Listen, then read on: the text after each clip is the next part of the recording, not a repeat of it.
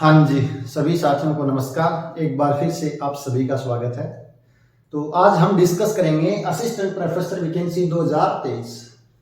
कल से एक कटिंग वायरल हो रही है जिसके अंदर दर्शाया गया है कि असिस्टेंट प्रोफेसर 2023 के अंदर 1945 पोस्ट हैं वो आ रही हैं। तो काफ़ी साथियों के कल से फ़ोन कॉल और मैसेज आ रहे हैं कि सर एग्ज़ाम है वो कब तक होंगे। जिनमें से कुछ साथी हैं वो चाह रहे हैं कि एग्ज़ाम जल्दी से जल्दी हो ताकि उनकी तैयारी है वो पहले से अच्छी है और उनका कंपटीशन भी कम हो और ज़्यादा टाइम है वो बेरोजगारी भी ना देखनी पड़े। जबकि कुछ साथी हैं जो एमएससी फाइनल ईयर कर रहे हैं तो उनके मन में ये भी शंका है कि सर एग्ज़ाम थोड़ा सा लेट हो सकता है क्या, ताकि हम भी शामिल हो जाए। इसके अंदर वो विद्यार्थी भी शामिल हैं जिनका अभी नेट और सेट क्लियर नहीं हुआ है, तो उनके मन में भी डाउट है कि सर थोड़ा सा एग्जाम आगे खिसक जाता है तो हमारा भी नेट और सेट है वो क्वालिफाई हो जाए, क्योंकि जो इस बार दिसंबर में नेट होना था वो भी आगे खिसक गया, जून में हो। तो काफ़ी तरह के सभी के मन में अलग अलग डाउट हैं। तो यहाँ पर हम उन डाउट को क्लियर करने की कोशिश करेंगे और 4-5 छोटे छोटे टॉपिक हैं, इनको ब्रीफ में समझेंगे ताकि सभी के मन में जो एक डर का माहौल या एक क्या बोलते हैं उसको जिज्ञासा का माहौल बना हुआ है वो थोड़ा सा शांत हो सके। तो फर्स्ट है एग्जाम कब होगा, एग्जाम होने की पॉसिबिलिटी क्या है। सेकंड टॉपिक पर हम चर्चा करेंगे पोस्ट कितनी आएंगी। थर्ड है पैटर्न क्या रहेगा एग्जाम का, कि लास्ट टाइम वाला रहेगा या कुछ चेंज होने वाला है।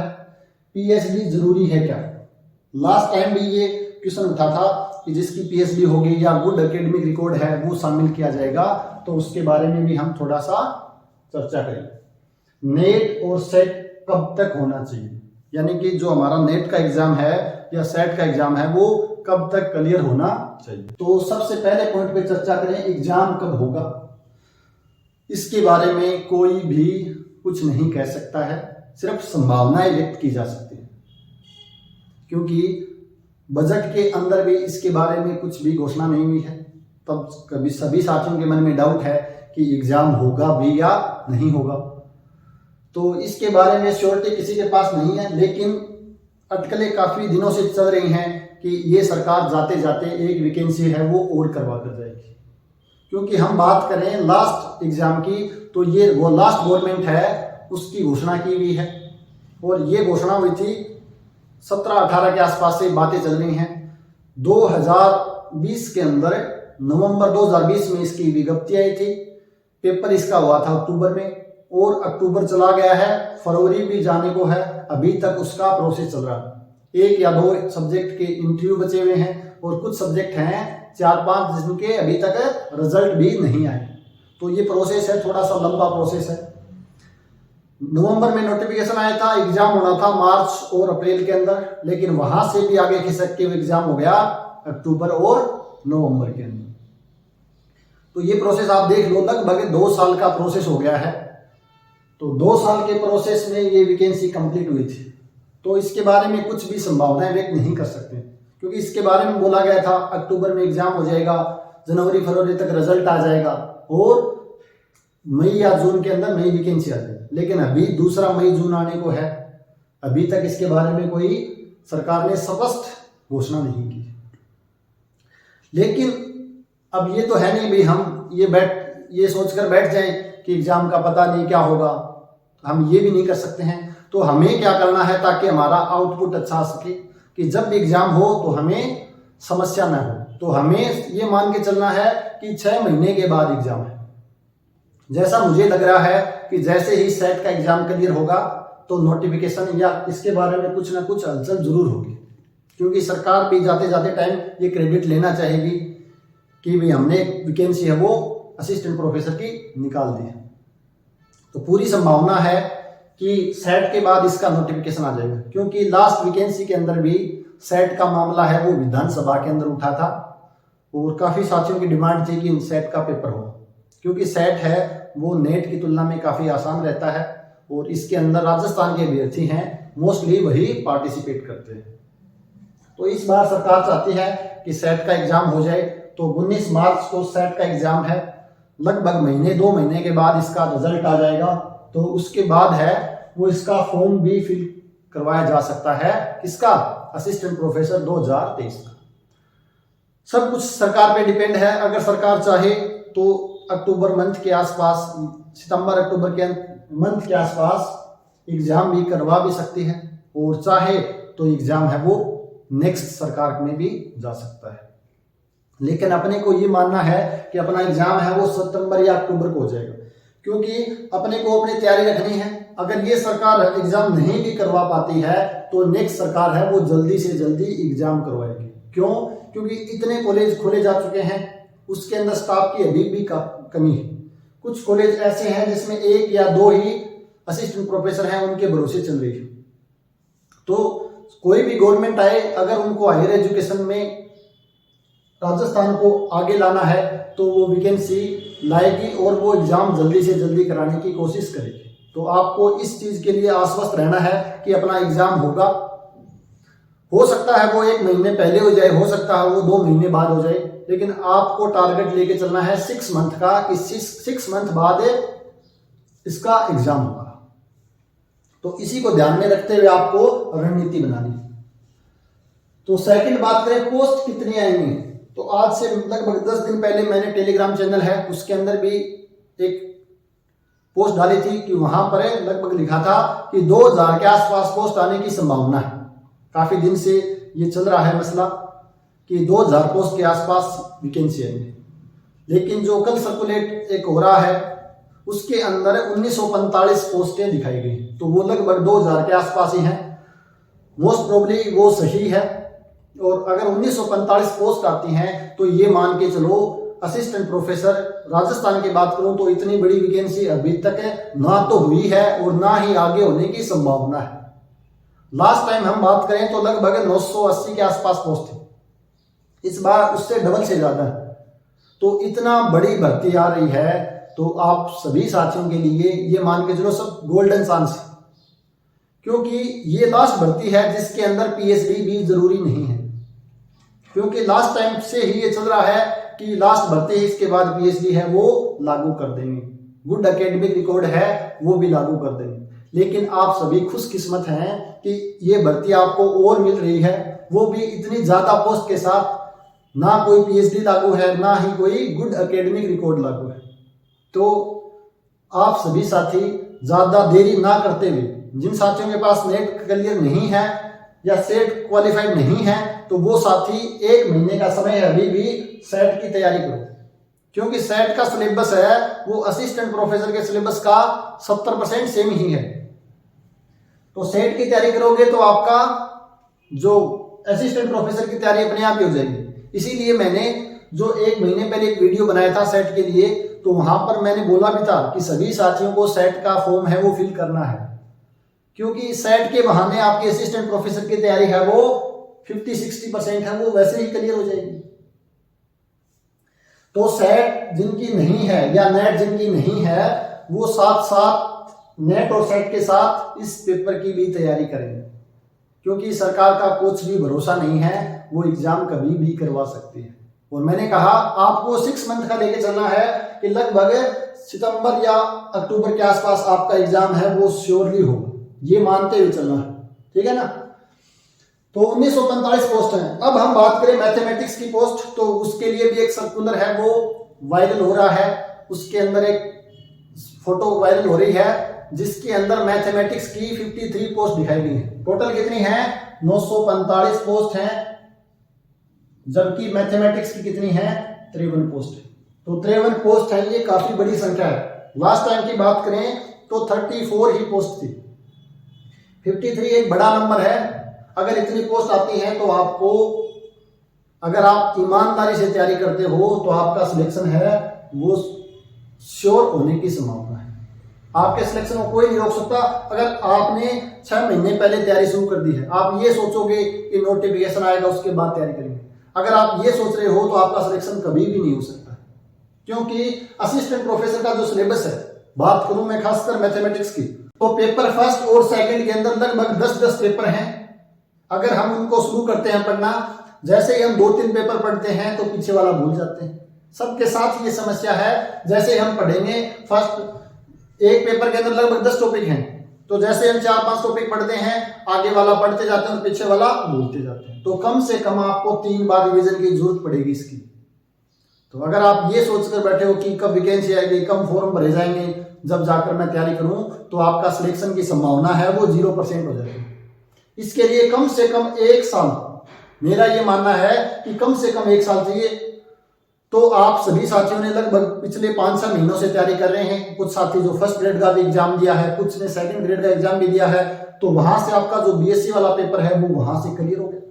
तो मैथ का जो सेकंड पेपर है वो फर्स्ट ग्रेड और सेकंड ग्रेड के अंदर कम आता है, तो उस पर आपको ज्यादा काम करने की जरूरत है और उसी के अंदर हम मैक्सिमम मार्क्स है वो हासिल कर सकते हैं। तो पोस्ट है वो काफी ज्यादा है, आज तक ना तो इतनी आई है ना ही आगे आई। थर्ड है पैटर्न क्या रहेगा। तो पैटर्न है जो लास्ट टाइम था वही पैटर्न इस बार रहेगा। तो लास्ट टाइम क्या पैटर्न है, क्योंकि कुछ साथी अभी एमएससी कर ही रहे हैं तो उनको उसके बारे में जानकारी नहीं है, तो मैं एक बार बता देता हूं थोड़ा सा पैटर्न क्या रहेगा। अगर बात करें रिटन एग्जाम की, रिटन एग्जाम की बात करें तो रिटन के अंदर 2 पेपर होंगे सब्जेक्ट के। एक तो होता है जीके का जिसमें राजस्थान अध्ययन होगा और दूसरा होगा सब्जेक्ट का जिसका एमए है या एमएससी है या एमकॉम है, जो भी आपका सब्जेक्ट है। तो 2 पेपर होंगे सब्जेक्ट के, पेपर फर्स्ट और पेपर सेकंड, और जीके का पेपर होगा थर्ड पेपर। जीके है वो 50 मार्क्स का होगा। कितने मार्क्स का? 50 नंबर का होगा, जिसके अंदर क्वेश्चन होंगे 100 क्वेश्चन होंगे, 100 क्वेश्चन होंगे। बात करें हम मैथमेटिक्स फर्स्ट, तो ये 75 मार्क्स का होगा और ये भी 75 मार्क्स का होगा। क्वेश्चन इसके अंदर 150 क्वेश्चन होंगे। क्वेश्चन की बात करें और ये मेरे पास हो गए मार्क्स। तो जीके के अंदर 100 क्वेश्चन होंगे, सब्जेक्ट के अंदर 150 क्वेश्चन होंगे और इसमें भी 150 क्वेश्चन होंगे, यानी प्रत्येक क्वेश्चन है वो हाफ मार्क्स का होगा। तो आपके पास 75 और 75 150 और 50 200, यानी 200 मार्क्स का आपका है वो रिटन का एग्जाम होगा। 200 मार्क्स का आपका रिटन का एग्जाम होगा। अब मैं बात करूं स्पेशल मैथमेटिक्स की, तो लास्ट टाइम जो अब है उसके अंदर कट ऑफ गई थी 139 के आसपास ओबीसी की थी लगभग, और ओबीसी जनरल की थी 141 पॉइंट समथिंग। तो अगर आप अपना सिलेक्शन श्योर चाहते हो, इतनी पोस्ट है, तो आपको रिटन में आपका टारगेट होना चाहिए 150 का। 150 किसमें से? 200 में से 150 का टारगेट लेके चलना है। अगर आप 150 का टारगेट लेके चलोगे तो आपके 130 प्लस मार्क्स रिटन में आ जाएंगे, क्योंकि 130 प्लस मार्क्स अगर आपके रिटन में आते हैं तभी जाके आप सेफ जोन में आओगे। अदरवाइज आपके 120 से कम मार्क्स आते हैं तो वही रहेगा इंटरव्यू के अंदर टेंशन रहेगी। तो हम बात करें 200 नंबर तो रिटन के हैं, और इसके अलावा 24 मार्क्स का क्या हुआ था? इंटरव्यू हुआ था। 24 मार्क्स का इंटरव्यू हुआ था, यानी 224 मार्क्स। टोटल की बात करूं तो टोटल 224 मार्क्स में से इस बार कट ऑफ रही थी 139 पॉइंट समथिंग और 141 पॉइंट समथिंग। ये थी ओबीसी की, ये थी जनरल की। तो आप देख लो 224 में से कितनी कम कट ऑफ रही है, लेकिन फिर भी हम उसको क्वालिफाई नहीं कर पाते। क्यों? क्योंकि मैथमेटिक्स का पेपर है। अगर हम बात करें अदर सब्जेक्ट जीके है तो उस पेपर को हम उतने समय के अंदर अटेम्प्ट कर सकते हैं। हम बात करें मैथमेटिक्स की तो वो पेपर है वो अटेम्प्ट नहीं हो पाता, क्योंकि 150 क्वेश्चन है और 3 घंटे का समय है, यानी 180 मिनट में 150 क्वेश्चन करने भी हैं और उसके गोले भी भरने। तो मैथमेटिक्स के अंदर आपका जो पेपर अटेम्प्ट है वो पूरा नहीं हो पाता, जिसकी वजह से कट ऑफ है वो कम जाने की संभावना रहती है। और इस बार का पेपर है वो काफी शानदार पेपर आया था। तो अगर आप सब मैथमेटिक्स से तैयारी कर रहे हो तो आपका टारगेट है वो 150 प्लस होना चाहिए रिटन के अंदर, ताकि 5, 10, 15 नंबर कम भी आए तो उसकी टेंशन ना हो। बात करें जीके की, सबसे बड़ा समस्या हमें जीके में आती है। जो भी साइंस बैकग्राउंड से होते हैं उनको जीके में ज्यादा समस्या रहती है। और इस बार का जो पेपर जीके का आया था वो खतरनाक पेपर था। आरएस के अंदर भी ऐसा पेपर नहीं आया था। तो जीके वाला पेपर अपने को अच्छे से तैयार करना है। जीके वाला पेपर आपको अच्छे से तैयार करना है। इसके अंदर कम से कम 30 मार्क्स होने चाहिए, तब जाके आप है वो लीड करोगे, क्योंकि सब्जेक्ट तो सभी का सेम होगा और किसी का अच्छा भी है तो लेकिन टाइम उतना ही है, तो उतने समय के अंदर है वो पेपर लगभग सेम ही अटेम्प्ट कर पाते हैं।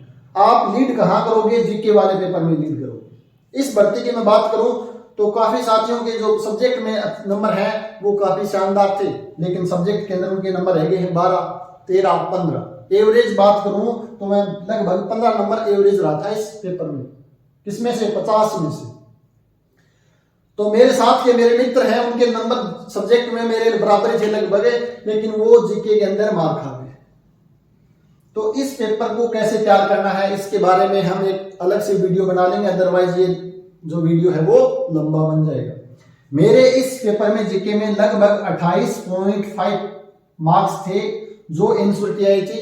फाइनल एनसीईआरटी आएगी, उसमें हो सकता है 1 मार्क्स बढ़ जाए या घट जाए। तो मुझे जैसा लग रहा है कि 28 में और से 30 के बीच में मेरे जीके के अंदर नंबर आ जाएंगे फाइनल। और ये स्कोर है वो काफी अच्छा स्कोर है। ये मान के चलो 28, 25 प्लस है वो बहुत ही कम लोगों के हैं। तो मैंने जीके की तैयारी कैसे की, किस प्रकार मैंने जीके को पढ़ा, कहां से पढ़ा, और आपको भी जीके कैसे तैयार करना है, इसके बारे में जल्द ही मैं एक वीडियो लेके आऊंगा और हम पूरी डिटेल से चर्चा करेंगे कि जीके को 6 महीने के अंदर किस प्रकार करें ताकि मैक्सिमम मार्क्स है वो हासिल कर सकें। एक वीडियो हम सब्जेक्ट के बारे में चर्चा करेंगे कि सब्जेक्ट को भी कैसे कवर किया जाए, कौन से टॉपिक पे ज्यादा फोकस किया जाए ताकि हमारे मार्क्स है वो ज्यादा से ज्यादा आ सके। तो ये था पैटर्न क्या रहेगा। नेक्स्ट है पीएचडी जरूरी है क्या? इस वैकेंसी में पीएचडी जरूरी नहीं है, लेकिन जैसे ही इसके बाद आके वैकेंसी आएंगे वहां पर पीएचडी है वो मैंडेटरी कर दी जाएगी। आपके लिए गोल्डन चांस है कि बिना पीएचडी के लिए आपको एक मौका और मिल रहा है, वो भी इतनी ज्यादा पोस्ट के साथ। लगभग 2000 पोस्ट आ रही हैं, उसके लिए पीएचडी जरूरी नहीं। अगर पीएचडी जरूरी कर दी जाएगी तो उसके बाद में लगभग 70% विद्यार्थी हैं वो वैसे ही बाहर हो जाएंगे। तो ये आपके पास मान लो लास्ट मौका है, पीएचडी जरूरी नहीं है। अब हम बात करें नेट और सेट है वो कब तक क्लियर होना चाहिए। तो नेट और सेट है, आपका एग्जाम होता है रिटर्न, उस समय आपका क्लियर नहीं है तो कोई टेंशन की बात नहीं है, क्योंकि इंटरव्यू है वो लगभग 6 महीने 7 महीने बाद भी होने की संभावना रहती है। तो जब आपका इंटरव्यू है उस दिन आपका पास नेट क्वालिफाई होना चाहिए, क्योंकि इस बार भी मेरे 1-2 साथी हैं उनका इंटरव्यू के लिए कॉल हो रखा था, वो गए भी थे, लेकिन इंटरव्यू से पहले वहां पे डॉक्यूमेंट वेरिफिकेशन होता है। तो जिन साथियों का नेट क्वालिफाई नहीं था या सेट क्वालिफाई नहीं था उनको इंटरव्यू भी नहीं देने दिया गया, ठीक है ना, वो इंटरव्यू दे भी नहीं सकते हैं। तो इस चीज का ध्यान रखना है कि आपको नेट या सेट है वो इंटरव्यू से पहले आपको क्लियर करना है। तो आपके पास एक सबसे बड़ा मौका है सेट का एग्जाम, जो 1 महीने बाद ही होने वाला है। तो अगर आप सेट की तैयारी कर रहे हो तो 1 महीने तक आप सेट पे ही फोकस रखो, क्योंकि सेट का सिलेबस है वो इसके बराबर ही है, लगभग 70% है वो सिलेबस है, सेम ही है। तो सेट को 1 महीने अच्छे से तैयार करो ताकि आपका सेट है वो क्वालिफाई उसके बाद जो जून में पेपर होगा नेट वाला, वो भी आपके पास एक अच्छा मौका है। इसके बाद दिसंबर में भी नेट का मौका है। तो आपके पास मान के चलो 3 मौके अभी तक हैं जो आप नेट और सेट को क्वालिफाई कर सकते हो। तो ये आपके पास जो आपके डाउट थे उस पे हमने ब्रीफ में चर्चा की है।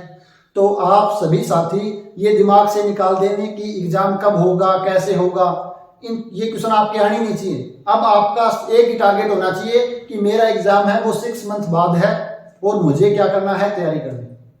तो अगर आप तैयारी करोगे तो आपके कुछ भी नुकसान नहीं है, नुकसान तो आपके कुछ है ही नहीं।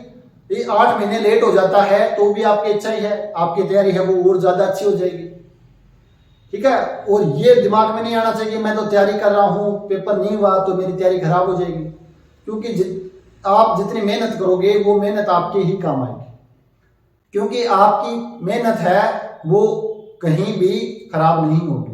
मेरे साथ के जो मेरे मित्र है असिस्टेंट प्रोफेसर में रह गए थे, कुछ 1-2 मार्क्स या 5 मार्क्स की वजह से उनका फर्स्ट ग्रेड में अच्छे मार्क्स आ रहे हैं, कुछ साथियों के सेकंड ग्रेड में अच्छे मार्क्स आ रहे हैं, क्योंकि उनकी तैयारी थी पहले से।